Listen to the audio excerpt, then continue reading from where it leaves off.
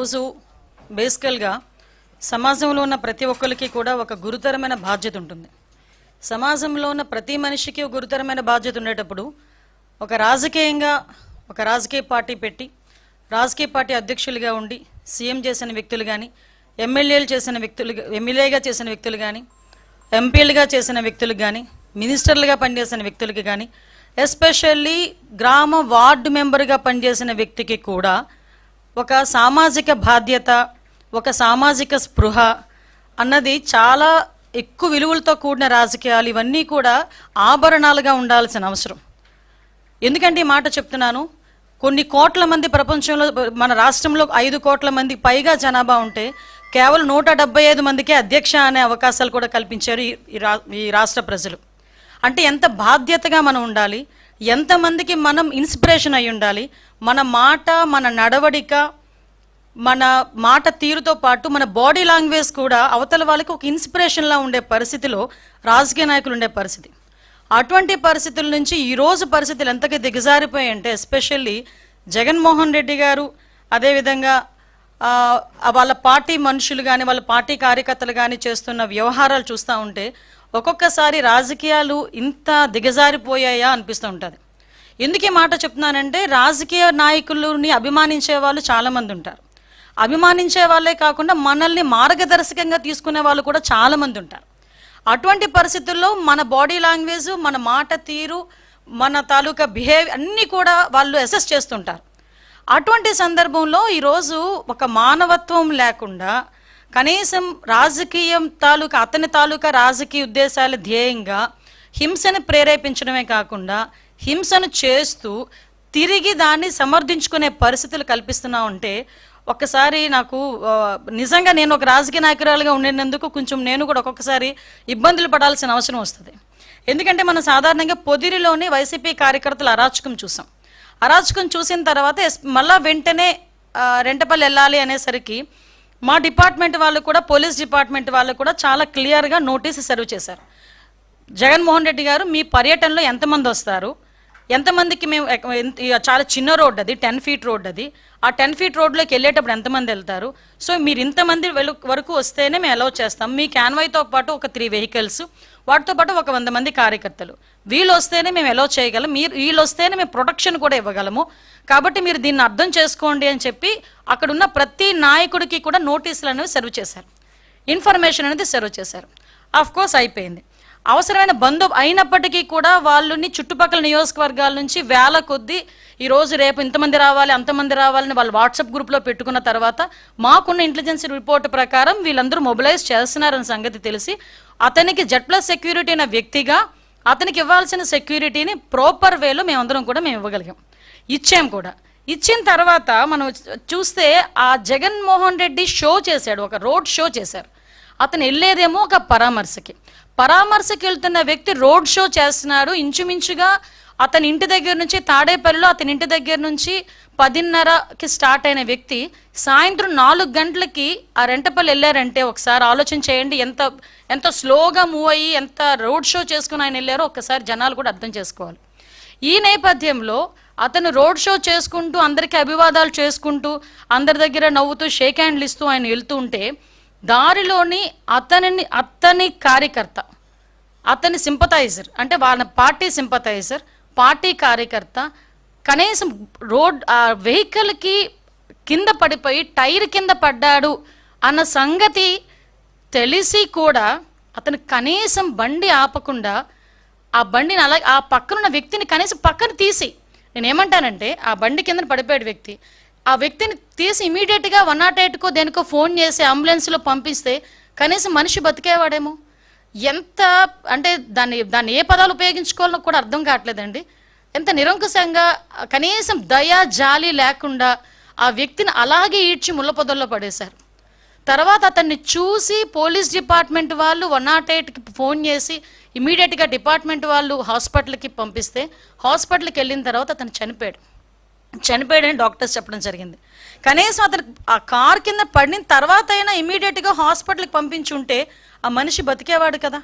అంటే ఇంత దారుణంగా, ఇంత దాన్ని ఏమంటారంటే కనీసం జాలి దయ లేకుండా కూడా మనుషులు ఉంటారా? మనిషి జన్మకి ఒక అర్థం ఉంటుంది. దేనంటే ఒక జాలి, దయ, ఎమోషన్స్ ఇవన్నీ ఉంటాయి. ఏ ఎమోషన్స్ లేని కాకి లాంటి ఒక కాకి చచ్చిపోతే 100 కాకులు వస్తాయి. ఒక రోడ్డు మీద ఒక కుక్క చచ్చిపోతే 4-5 కుక్కలు వచ్చి కనీసం తీసి పక్కన పెట్టినంత వరకు అక్కడే చుట్టూ తిరుగుతూ అరుస్తూ ఉంటాయి. అలాంటిది సాటి మనిషి, దట్టు వైసీపీ కార్యకర్త, నీ మీటింగ్ గురించి, నీ ర్యాలీ గురించి నువ్వు పిలిస్తే వచ్చినవాడు దళితుడు, నీ కారు కడ్డంగా నీ కారు టైర్ కింద నలిగిపోతే తీసి హాస్పిటల్కి లేనంత దౌర్భాగ్యమైన పరిస్థితిలో ఈరోజు జగన్మోహన్ రెడ్డి ఉన్నాడా? అంత నిర్దయగా జగన్మోహన్ రెడ్డి ఉన్నాడా? అంటే అతనికి జగన్మోహన్ రెడ్డి రాజకీయ లబ్ధి తప్పించి మనుషుల ప్రాణాలంటే లెక్కలేదా? ఇంత ఉన్మాద పరిస్థితిలో కూడా రాజకీయ నాయకులు ఉంటారా? నిజంగా నాకైతే చాలా ఆశ్చర్యం అనిపిస్తుందండి. ఇలాంటి సిచ్యువేషన్ నుంచి తన నిర్లక్ష్యంగా 2 చనిపోయారు. అతని నిర్లక్ష్య కారణంగా ఆ రోజు సింగయ్య, మళ్ళీ ఇంకొక అబ్బాయి రెడ్డి, 2 చనిపోయారు. 2 చనిపోయినా కూడా తన పర్యటన కొనసాగిస్తూనే ఉన్నాడు. విషయం ఏంటంటే ఇందులోని మనందరం కూడా ఆలోచించాల్సింది ఏంటంటే, సంవత్సరం క్రితం బెట్టింగ్ ద్వారా డబ్బులు కోల్పోయి ఆత్మహత్య చేసుకున్న, ఇక్కడ మీరు అర్థం చేసుకోవాలి, సంవత్సరం క్రితం జూన్ 4th అతను ఆ బెట్టింగ్లో పోయి జూన్ 9వ తారీఖున ఎప్పుడో చనిపోయిన వ్యక్తి, 2024లో చనిపోయిన వ్యక్తికి సంవత్సరం తర్వాత పరామర్శ చేయటానికి ర్యాలీగా వెళ్తూ ఉంటే మధ్యలో దారిలో 2 ప్రాణాలు పోతే ఆ 2 ప్రాణాల గురించి ఆలోచన చేయకుండా సంవత్సరం ముందు పోయిన ప్రాణం గురించి ఒక విగ్రహం కట్టించి ఆ విగ్రహానికి దండేయడానికి వెళ్ళాడంటే ఒక్కసారి ఆలోచించండి అతని తాలూకా నైజం ఎలాంటిదో. ఇదే సేమ్ పందాలో వాళ్ళ బాబాయ్ హత్య గురించి ఒకసారి మనం ఆలోచన చేసుకుంటే, గొడ్డలి వేటు గురించి ఒక్కసారి మనం ఆలోచన చేసుకుంటే పరిస్థితి ఏంటనేది ఆలోచించవచ్చు. కోడికత్తి డ్రామా, ఆ దళిత బిడ్డ ఈ రోజుకి కూడా ఆ స్త్రీని ఇప్పటికీ కూడా ఇబ్బందులు పడుతూనే ఉన్నాడు. గులకరాయి డ్రామా అంటే ఏదో రకంగా అంటే సీఎం కుర్చీలో కూర్చోవాలనే ధ్యాస తప్పించి మానవత్వం లేకుండా చేసే పరిస్థితి ఈరోజు మనందరికీ కూడా కనిపించే పరిస్థితి వస్తుంది. నేనేమంటానంటే అప్పటికీ కూడా ఇంకా సమర్థించుకోవడం ఎంత దారుణంగా సమర్థించుకుంటున్నాడంటే, వాళ్ళ నాయకులందరూ బయటకు వచ్చి ఇదేదో మార్ఫింగ్ చేశారు, ఇలా చేశారు, అలా చేశారని క్లియర్గా వీడియోలో కనిపిస్తుంది. సింగయ్య అనే దళితుడు ఆ కారు కింద పడి నలగడం క్లియర్గా కనిపిస్తూ ఉంది. ఇటువంటి పరిస్థితుల్లో కూడా కనీసం ఆపకుండా వెళ్ళిపోయే పరిస్థితి కనిపించింది. అంటే చాలామంది జగన్మోహన్ రెడ్డి గురించి అతను మాట్లాడితే బయటకు వచ్చి విలువలు, నీతి, నిజాయితీ, జాలి, దయ ఇలాంటి పదాలు కొన్ని జగన్మోహన్ రెడ్డి నోట్లోంచి రాకూడదండి. ఎందుకంటే ఈరోజు అటువంటి ఆ మాటలు మాట్లాడడానికి కూడా పూర్తిగా అర్హత లేనివాడు జగన్మోహన్ రెడ్డి. అటువంటి వ్యక్తి ఈరోజు పైగా దాన్ని సమర్థించుకోవడం ఏంటి? నిజంగా యాక్సిడెంటల్ పడ్డాడు అనుకుంటే వెంటనే బయటకు తీసి ఒక హాస్పిటల్కి పంపించుంటే ఒక నిండు ప్రాణం బతికేది. ఈరోజు ఆ కుటుంబానికి సింగాయిని తీసుకొచ్చి ఇవ్వలేడు కదా. ఆయనైతే చక్కగా ప్రయాణం అంతా చేసుకుని ఆ విగ్రహం ఆవిష్కరణ చేసుకుని మళ్ళీ ఇంటికి వచ్చి హ్యాపీగా కూర్చున్నాడు. 2 ప్రాణాలు పోయినాయి, ఆ 2 ప్రాణాలని తీసుకొచ్చి ఇచ్చేవాడు కాదు కదా. అంటే బయటకు వచ్చి ఒక అతను అంటాడు, ఎవడో మా కార్యకర్తే కదా చచ్చిపోయాడు. అరే మీ కార్యకర్త చచ్చిపోయిన మనిషి, అక్కడ మనిషి చనిపోయాడన్న సంగతి మీకు ఎందుకు గుర్తు రావట్లేదు? ఆ మనిషి చనిపోవడానికి కారణం ఆ నాయకుడే అన్న సంగతి ఎందుకు గుర్తు రావట్లేదు? మళ్ళా పైగా దాన్ని సమర్థించుకునే పరిస్థితి మనం అందరం కూడా చూస్తూ ఉంటే సమాజంలోని హింసను ప్రేరేపించే పరిస్థితి.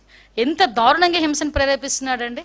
అంటే ఒక నేరస్తు చాలా సందర్భాల్లో గౌరవ చంద్రబాబు నాయుడు గారు ఒక మాట అంటారు, సీఎం గారు ఒక మాట అంటారు, రాజకీయ ముసుగులో ఉన్న ఒక నేరస్తుడు.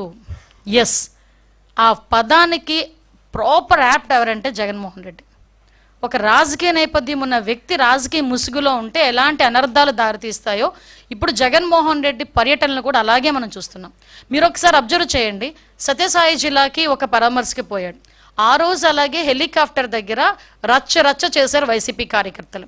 తర్వాత హెలికాప్టర్ ఏదో పని చేయట్లేదు, ఏదో సాంకేతిక లోపం ఉందని బై రోడ్ వెళ్తూ ఓ పెద్ద రోడ్ షో చేసుకొని వెళ్ళాడు. తర్వాత మనకి పొదిలి వెళ్ళారు, రైతుల గురించి అని చెప్పేసి వెళ్ళారు. ఆ రోజు అదే టైంలో జరిగిన కృష్ణంరాజు ఇన్సిడెంట్ సంబంధించి సాక్షి టీవీలో అమరావతి మహిళల గురించి తప్పుడుగా మాట్లాడారని అక్కడ పక్కన ఎవరో ఒక చిన్న ధర్నా చేస్తూ ఉంటే ప్లకార్డ్స్ పట్టుకుంటే వైసీపీ కార్యకర్తలు పోలీసులను కూడా రాళ్ళు ఇచ్చి కొట్టే పరిస్థితి కనిపించింది. ఇలాంటి నేపథ్యంలో చాలా క్లియర్గా మనకి ఈ రెంటపల్లి వెళ్ళేటప్పుడు మా ఎస్పీ గారు చాలా క్లియర్గా చెప్పారు, సార్ ఇంతమంది వెళ్ళేటప్పుడు మేము ఇబ్బంది పడతాం, Z+ సెక్యూరిటీ ఉన్న వ్యక్తికి ప్రొటెక్షన్ ఇవ్వాలంటే ఆ రోడ్లో పనికిరాదు. సో మీరు కొంచెం మాకు సహకరించండి అని చాలా క్లియర్గా చెప్పినప్పటికీ అతను ఈరోజు బల ప్రదర్శన అనుకున్నాడు. అంటే ఒక పరామర్శకు వెళ్ళేటప్పుడు కనీసం మీకు విషయం చెప్పనండి, అంటే ఇక్కడ సందర్భం బట్టి చెప్పాలి కాబట్టి చెప్తున్నా. లోకేష్ బాబు గారు ఆయన రాజకీయంలోకి వచ్చి ఎన్ని సంవత్సరాలు ఏందో మీకు తెలుసు. ఏదైనా పరామర్శకు వెళ్ళినప్పుడు ఎవరైనా వచ్చి సెల్ఫీ అడిగితే ఏమంటారో తెలుసా ఆయన? ఇది సందర్భం కాదు బాబు సెల్ఫీ తీసుకోవటానికి, నేను వచ్చింది పరామర్శకి, నేను ఇంకేదైనా మీటింగ్కి వచ్చినా లేకపోతే ఇంకో ప్రోగ్రామ్కి వచ్చినా కంపల్సరీ సెల్ఫీ ఇస్తా అని ఏదైనా మామూలు ప్రోగ్రామ్కి వస్తే వచ్చిన ప్రతి కార్యకర్తకి కూడా 2000 మంది ఉన్నాయండి 3000 మంది నుండి సెల్ఫీ ఇచ్చి వెళ్తాడు. అది లోకేష్ గారి తాలూకా రాజకీయ పరిణితి. అది ఇతగాడు ఈరోజు రాజకీయంలో కొత్తగా వచ్చిన వ్యక్తి కాదు కదా. వాళ్ళ నాన్నగారు ఉన్నప్పటి నుంచి కూడా రాజకీయాల్లో ఉన్నాడు ఆయన. వాళ్ళ నాన్న ఒక ముఖ్యమంత్రి చేసిన వ్యక్తి. ఈయన రాజకీయాల్లోకి వచ్చి ఇంచుమించు 15 సంవత్సరాల పైన 20 సంవత్సరాల పైన అయింది. అటువంటి వ్యక్తి కనీసం ఒక మనిషి ప్రాణం గురించి, సొంత వైసీపీ కార్యకర్త ప్రాణం గురించి కూడా ఆలోచన చేయకుండా పక్కకి ఈడ్చిన ట్వీట్ చేసి అతని ప్రోగ్రామ్ని ముందుకు నడిపించుకున్నాడంటే ఇతను పరామర్శ అన్న పేరుకే కానీ అతని బల ప్రదర్శన అన్నది చాలా క్లియర్గా మనకందరికీ అర్థమవుతుంది. మాట్లాడితే నాకు భద్రత లేదు అని మాట్లాడతారు. మేము ఎంత క్లియర్గా Z+ సెక్యూరిటీ అనే పర్సన్కి ఎంత భద్రత ఇవ్వాలో అంత భద్రత కూడా పోలీస్ డిపార్ట్మెంట్ వాళ్ళు ఇస్తున్నారు. ఈవెందో ఆయనకి ఇచ్చిన బుల్లెట్ ప్రూఫ్ వెహికల్ కూడా ఆయనకి ప్రతిరోజు ఆయన దగ్గర ఉంటుంది. కానీ ఆయన ఎక్కరు బుల్లెట్ ప్రూఫ్ వెహికల్. మేము ఇచ్చిన వెహికల్ ఆయన ఎక్కరు, ఆయన సొంత వెహికల్లో వెళ్తానంటాడు ఆయన. కానీ ఆయన ఎక్కినా ఎక్కకపోయినా ఒక Z+ సెక్యూరిటీ వ్యక్తికి మేము ఇవ్వాలి కాబట్టి బుల్లెట్ ప్రూఫ్ వెహికల్ అక్కడ మేము కంపల్సరీ ఇస్తాం. అంటే నేను ఇక్కడ ఎందుకంటే మాట్లాడుతున్నానండి, ఎవరి భద్రత గురించైనా కూటమి ప్రభుత్వం ఎక్కడా కూడా ఎటువంటి పొరపక్షాలు లేకుండా చాలా ట్రాన్స్పరెన్సీగా భద్రత కల్పిస్తున్నాం.